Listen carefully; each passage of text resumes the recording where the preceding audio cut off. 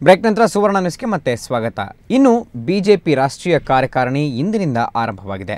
ಮೊದಲ ದಿನವಾದ ಇಂದು ಸಂಜಯ್ ಜೋಶಿ ರಾಜೀನಾಮೆ ಪ್ರಹಸನ ನಡೆಯಿತು. ಅಲ್ಲದೆ ನಿತಿನ್ ಗಡ್ಕರಿ ಅವರನ್ನು ಮತ್ತೊಂದು ಅವಧಿಗೆ ಮುಂದುವರೆಸಲು ಪಕ್ಷ ನಿರ್ಧರಿಸಿದೆ ಅಂತ ಮೂಲಗಳು ತಿಳಿಸಿವೆ. ಬಿಜೆಪಿಯಲ್ಲಿ ಯಾರು ಬಾಸ್? ಆರ್ಎಸ್ಎಸ್ಗೆ ಮೋದಿ ಕೊಟ್ಟ ಮೆಸೇಜ್ ಏನು? ಮೋದಿ ಹೊಡೆತಕ್ಕೆ ಗಡ್ಕರಿ ಶರಣಾದರೆ? ಎಸ್, ಇದು ಮುಂಬೈನಲ್ಲಿ ಇಂದಿನಿಂದ ಆರಂಭವಾಗಿರೋ 2 ದಿನಗಳ ಕಾಲ ಬಿಜೆಪಿ ಕಾರ್ಯಕಾರಿಣಿಯಲ್ಲಿ ಉದ್ಭವವಾಗಿರೋ ಪ್ರಶ್ನೆ. ಈ ಕಾರ್ಯಕಾರಿಣಿಯ ಪ್ರಮುಖ ಕೇಂದ್ರ ಬಿಂದುವಾಗಿದ್ದು ಗುಜರಾತ್ ಸಿಎಂ ನರೇಂದ್ರ ಮೋದಿ. ಕಾರ್ಯಕಾರಿಣಿಗೆ ಮೋದಿ ಬರ್ತಾರೋ ಇಲ್ವೋ ಅನ್ನೋದು ಇಂದು ಬೆಳಗ್ಗೆವರೆಗೂ ಅನುಮಾನದಲ್ಲೇ ಇತ್ತು. ಮೋದಿ ಅಸಮಾಧಾನಕ್ಕೆ ಕಾರಣವಾಗಿದ್ದು ಆರ್ಎಸ್ಎಸ್ ಮುಖಂಡ ಹಾಗೂ ನಿತಿನ್ ಗಡ್ಕರಿ ಆಪ್ತ ಸಂಜಯ್ ಜೋಶಿ. 1 ದಶಕದಿಂದಲೂ ಜೋಶಿ ಮತ್ತು ಮೋದಿ ನಡುವಿನ ವಿರಸ ಚಾಲ್ತಿಯಲ್ಲಿದೆ.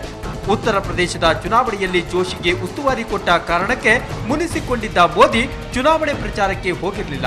ಹೀಗೆ ಸಿಟ್ಟಾಗಿದ್ದ ಮೋದಿ ಇಂದು ಕೊನೆಗೂ ಕೂಲ್ ಆಗಿದ್ದು ಸಂಜಯ್ ಜೋಶಿ ರಾಜೀನಾಮೆ ನಂತರ ಗಡ್ಕರಿ ಕೂಡ ಮೋದಿ ಆಗಮನದ ಸೂಚನೆ ಕೊಟ್ಟರು.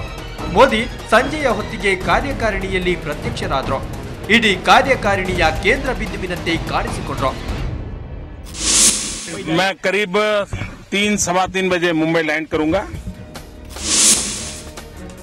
ಇದು ಆರ್ಎಸ್ಎಸ್ ಮತ್ತು ಬಿಜೆಪಿ ಹೈಕಮಾಂಡ್ ಎರಡನ್ನೂ ನಡುಬಗ್ಗಿಸಿದ ಮೋದಿಯ ಕಥೆಯಾದ್ರೆ ಕರ್ನಾಟಕದಲ್ಲೂ ಪರಿಸ್ಥಿತಿ ಬದಲಾಗುತ್ತಿದೆ. ನಿನ್ನೆ ಮೊನ್ನೆವರೆಗೂ ಕಾರ್ಯಕಾರಿಣಿಗೆ ಹೋಗಲ್ಲ ಅಂತ ನೇರವಾಗಿ ಹೇಳ್ತಿದ್ದ ಯಡಿಯೂರಪ್ಪ ಮಾತು ಬದಲಿಸಿದ್ದಾರೆ. ನಾಳೆ ಹೋದರೂ ಹೋಗಬಹುದು ಎನ್ನುತ್ತಿದ್ದಾರೆ.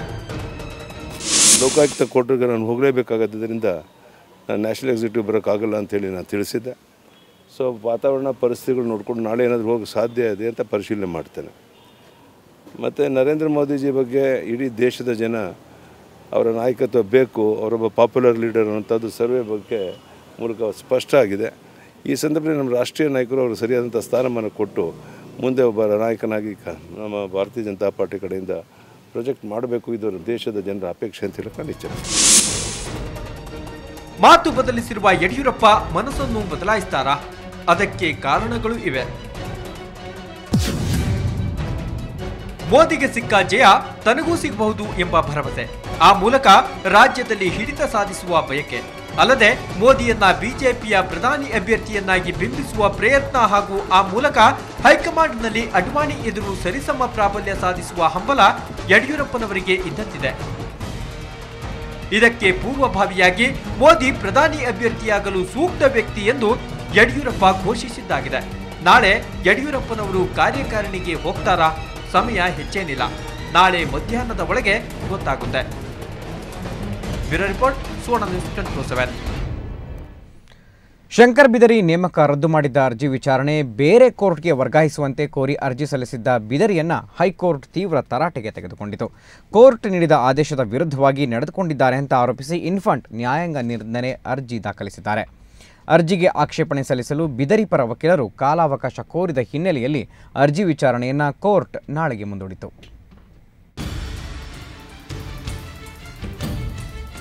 ಡಿಜಿ ಬಿದ್ರಿಯನ್ನ ಹೈಕೋರ್ಟ್ನ ನ್ಯಾಯಾಧೀಶರು ತೀವ್ರ ತರಾಟೆಗೆ ತೆಗೆದುಕೊಂಡರು. ಅರ್ಜಿ ವಿಚಾರಣೆ ಮಾಡಲು ಪೀಠ ಬದಲಾವಣೆ ಕೋರಿ ಸಲ್ಲಿಸಿದ್ದ ಅರ್ಜಿಯನ್ನ ವಿಚಾರಣೆ ಮಾಡಿದ ಪೀಠ ವಿಚಾರಣೆ ವೇಳೆ ಅರ್ಜಿದಾರರನ್ನ ತೀವ್ರ ತರಾಟೆಗೆ ತೆಗೆದುಕೊಂಡಿತು. ಬಿದ್ರಿ ಅವರೇ ಸಿಐಟಿಯಲ್ಲಿ ಇನ್ಫಂಟ್ ಸಲ್ಲಿಸಿದ ಅರ್ಜಿಗೆ ಆಕ್ಷೇಪಣೆ ಸಲ್ಲಿಸಬೇಕಾದ್ರೆ ನಾನು ಗಡಾಫಿ ಹಾಗೂ ಸದ್ದಾಂ ಆಗಿರಲಿಲ್ಲ ಅಂತ ನೀವೇ ಹೇಳಿದ್ರಿ. ಹಾಗಾದ್ರೆ ಅದು ನಿಮ್ಮ ತಪ್ಪಿನಿಂದಲೇ ಆದ ಘಟನೆ. ನೀವು ವರ್ಗಾವಣೆ ಕೋರಿ ಸಲ್ಲಿಸಿರುವ ಅರ್ಜಿಯಲ್ಲಿ ಯಾವುದೇ ಸಕಾರಣ ನೀಡಿಲ್ಲ.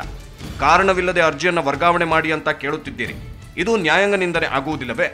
ಅಲ್ಲದೆ ರಿಟ್ ಅರ್ಜಿಯನ್ನು ವಿಚಾರಣೆ ಮಾಡಿದ ವಿಭಾಗೀಯ ಪೀಠವೇ ಪುನರ್ ಪರಿಶೀಲನೆ ಮಾಡಬೇಕೆಂದು ಕೋರಿ ಸಲ್ಲಿಸಿರುವ ಅರ್ಜಿಯನ್ನು ಯಾರು ವಿಚಾರಣೆ ಮಾಡಬೇಕು ನೀವೇ ಹೇಳಿ. ಕೋರ್ಟ್ ಮೇಲೆ ನಿಮಗೆ ಅಪಾರ ಗೌರವವಿದೆ ಅಂತೀರಾ, ಆದರೆ ವರ್ಗಾವಣೆ ಮಾಡಿ ಅಂತ ಅರ್ಜಿ ಸಲ್ಲಿಸಿದ್ದೀರಿ, ಇದರ ಅರ್ಥವೇನು ಅಂತ ತರಾಟೆಗೆ ತೆಗೆದುಕೊಂಡ ನ್ಯಾಯಾಧೀಶರು ಅರ್ಜಿಯನ್ನ ಕುಮಾರ್ ಹಾಗೂ ಕೆಂಪಣ್ಣ ಒಳಗೊಂಡ ವಿಭಾಗೀಯ ಪೀಠದಲ್ಲಿ ವಿಚಾರಣೆ ನಡೆಯಲಿ ಅಂತ ವಿಚಾರಣೆ ಮುಂದೂಡಿದ್ರು. ಮಧ್ಯಾಹ್ನ ವಿಚಾರಣೆ ವೇಳೆ ಇನ್ಫೆಂಟ್ ಪರ ವಕೀಲರು ನಾವು ಬಿದ್ರಿ ವಿರುದ್ಧ ನ್ಯಾಯಾಂಗ ನಿಂದನೆ ಅರ್ಜಿ ಸಲ್ಲಿಸಿದ್ದೀವಿ ಅಂತ ಕೋರ್ಟ್ಗೆ ತಿಳಿಸಿದ್ರು. ಇದಕ್ಕೆ ನಾನು ಆಕ್ಷೇಪಣೆ ಸಲ್ಲಿಸುತ್ತೇನೆಂದು ಬಿದ್ರಿ ಪರ ವಕೀಲರು ತಿಳಿಸಿದ್ರು. ಹೀಗಾಗಿ ಅರ್ಜಿ ವಿಚಾರಣೆ ನಾಳೆಗೆ ಮುಂದೂಡಲಾಯಿತು.